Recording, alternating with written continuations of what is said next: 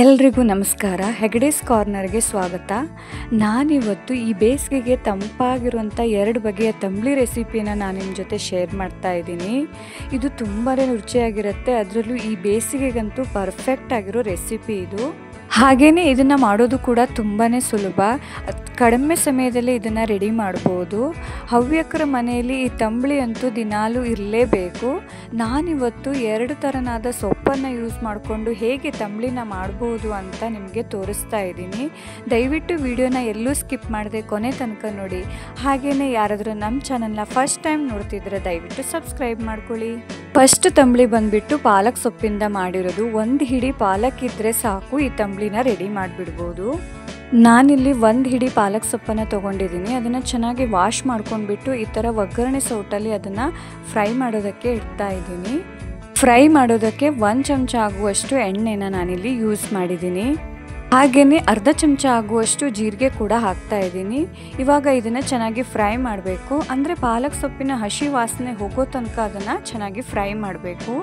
ಒಂದು 2 ರಿಂದ 3 ನಿಮಿಷ ಫ್ರೈ ಮಾಡಬೇಕಾಗತ್ತೆ.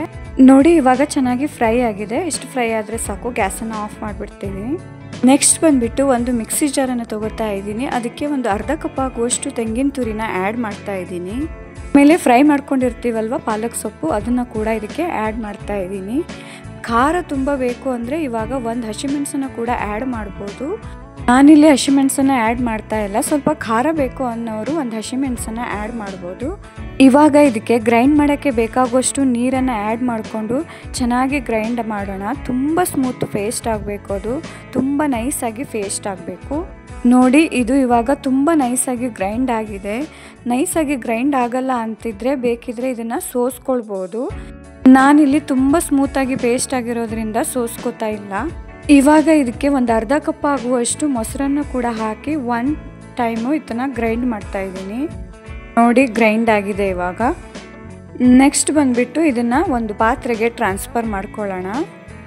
ಹಾಗೆಯೇ ಮಿಕ್ಸರ್ ಪಾತ್ರೆಗೆ ಸ್ವಲ್ಪ ನೀರನ್ನು ಹಾಕಿ ಇದಕ್ಕೆ ಸೇರಿಸೋಣ.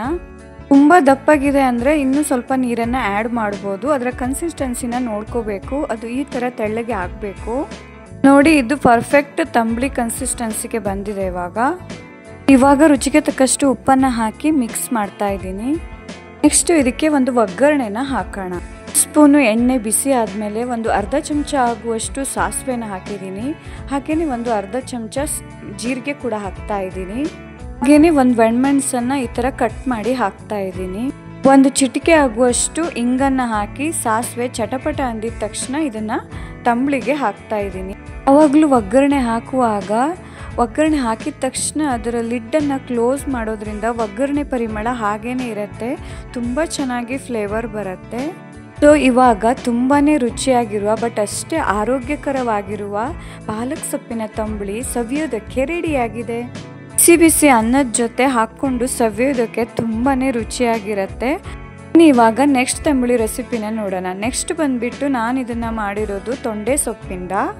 ತೊಂಡೆ ಸೊಪ್ಪು ಅಂದರೆ ಗೊತ್ತಾಯ್ತಲ್ವ, ಈ ತೊಂಡೆಕಾಯಿ ಇರುತ್ತಲ್ವ, ಈ ಪ್ಲ್ಯಾಂಟ್ದು ಎಲೆಯಿಂದ ನಾನು ತಂಬಳಿನ ಮಾಡಿದ್ದೀನಿ. ಬನ್ನಿ ಇವಾಗ ತೊಂಡೆ ಎಲೆನ ಕೊಯ್ಕೊಂಡು ಬರೋಕ್ಕೆ ಹೋಗೋಣ.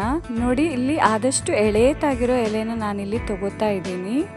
ಹಿಡಿ ಆಗುವಷ್ಟು ಎಲೆ ಇದ್ದರೆ ಸಾಕು. ಒಂದು 8 ರಿಂದ 10 ಎಲೆ ಇದ್ದರೆ ಸಾಕಾಗತ್ತೆ. ನೋಡಿ ಎಷ್ಟು ಚೆನ್ನಾಗಿ ತೊಂಡೆಕಾಯಿ ಬಿಟ್ಟಿದೆ ಅಂತ. ಆರ್ಗ್ಯಾನಿಕ್ ತೊಂಡೆಕಾಯಿ. ಎಷ್ಟು ತೊಂಡೆ ಸೊಪ್ಪಿದ್ರೆ ಸಾಕು, ನಾವು ಈ ತಂಬಳಿನ ಮಾಡ್ಬೋದು. ಮತ್ತೆ ಪ್ರೊಸೀಜರ್ ಎಲ್ಲ ಸೇಮು. ಫಸ್ಟಿಗೆ ಈ ತೊಂಡೆ ಸೊಪ್ಪನ್ನು ಚೆನ್ನಾಗಿ ಫ್ರೈ ಮಾಡ್ಕೊಳ್ಬೇಕು. ಅದನ್ನು ಫ್ರೈ ಮಾಡ್ಕೊತಾ ಇದ್ದೀನಿ. ಸ್ವಲ್ಪ ಎಣ್ಣೆ ಮತ್ತು ಅರ್ಧ ಚಮಚ ಜೀರಿಗೆನ ಹಾಕಿಬಿಟ್ಟು ಅದು ಹಸಿ ವಾಸನೆ ಹೋಗೋವರೆಗೂ ಚೆನ್ನಾಗಿ ಫ್ರೈ ಮಾಡ್ತಾ ಇದ್ದೀನಿ. ಫ್ರೈ ಆಗಿದೆ ಇವಾಗ. ನೆಕ್ಸ್ಟ್ ಬಂದುಬಿಟ್ಟು ಗ್ರೈಂಡ್ ಮಾಡ್ಕೊಳ್ಳೋಣ. ಮಿಕ್ಸಿ ಜಾರ್ಗೆ ಅರ್ಧ ಕಪ್ಪು ತೆಂಗಿನ ತುರಿ ಹಾಗೆಯೇ ಫ್ರೈ ಮಾಡ್ಕೊಂಡಿರೋ ತೊಂಡೆ ಸೊಪ್ಪು 2 ಕೂಡ ಹಾಕ್ತಾ ಇದ್ದೀನಿ. ಒಂದ್ಸಲ ಹಾಗೇನೆ ಗ್ರೈಂಡ್ ಮಾಡ್ಕೊಂಡ್ಬಿಟ್ಟು ಆಮೇಲೆ ಅದಕ್ಕೆ ನೀರು ಎಷ್ಟು ಬೇಕೋ ಅಷ್ಟು ಆ್ಯಡ್ ಮಾಡಿ ಮತ್ತೆ ಗ್ರೈಂಡ್ ಮಾಡ್ತಾ ಇದ್ದೀನಿ. ನೈಸಾಗಿ ಪೇಸ್ಟ್ ಆಗಬೇಕು. ನೈಸಾಗಿ ಪೇಸ್ಟ್ ಆಗಿದೆ. ಇವಾಗ ಇದನ್ನು ಇನ್ನೊಂದು ಪಾತ್ರೆಗೆ ಟ್ರಾನ್ಸ್ಫರ್ ಮಾಡ್ಕೋತಾ ಇದ್ದೀನಿ.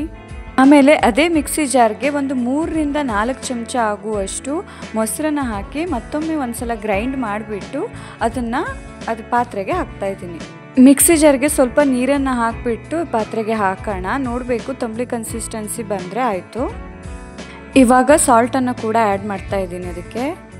ಆಮೇಲೆ ಲಾಸ್ಟಲ್ಲಿ ಸ್ವಲ್ಪ ಎಣ್ಣೆ, ಆಮೇಲೆ ಸಾಸಿವೆ ಜೀರಿಗೆ ಹಾಗೆಯೇ ಒಣಮೆಣಸು ಸ್ವಲ್ಪ ಇಂಗು ಇವಿಷ್ಟನ್ನು ಹಾಕಿ ಒಂದು ಒಗ್ಗರಣೆನ ಹಾಕಿದ್ರೆ ರುಚಿಕರವಾದ ತೊಂಡೆ ಸೊಪ್ಪಿನ ತಂಬುಳಿ ಸವಿಯೋದಕ್ಕೆ ರೆಡಿ ಆಗುತ್ತೆ. ಇದನ್ನು ಅನ್ನದ ಜೊತೆ ಹಾಕ್ಕೊಂಡು ತಿನ್ನೋದಕ್ಕೆ ತುಂಬಾ ಟೇಸ್ಟಿಯಾಗಿರುತ್ತೆ, ಹಾಗೆಯೇ ಹೆಲ್ದಿ ಕೂಡ ಹೌದು. ಹಾಗೆಯೇ ವಿಡಿಯೋ ಇಷ್ಟ ಆದರೆ ವಿಡಿಯೋನ ಲೈಕ್ ಮಾಡಿ, ಶೇರ್ ಮಾಡಿ ಮತ್ತು ಸಬ್ಸ್ಕ್ರೈಬ್ ಮಾಡಿ. Thank you for watching the video. Okay, bye.